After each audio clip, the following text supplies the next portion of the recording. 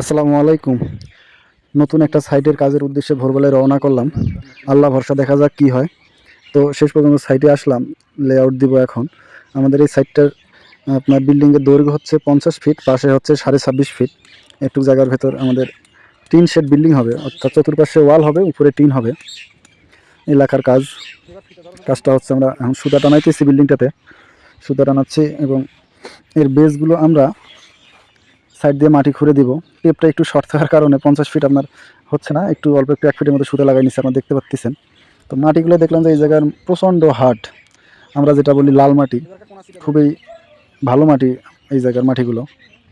আমরা বেশি গভীরে গেলাম না। হ্যাঁ, তো চতুর্পাশের কোনাগুলো ঠিক করতেছিলাম।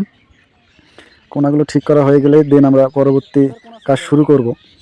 তো আমরা সবগুলো আগে মাটামগুলো ভেঙে নিয়ে কোনাগুলো ধরলাম। কোনাগুলো ধরার পর এর ডায়াগোনালটা ঠিক করে নিলাম, যাতে চোখটা কোনায় আমাদের 90 ডিগ্রি থাকে। যদিও 90 ডিগ্রি করার ভিডিও একটা আমার পরবর্তী ভিডিওতে আপনাদের দেখাবো।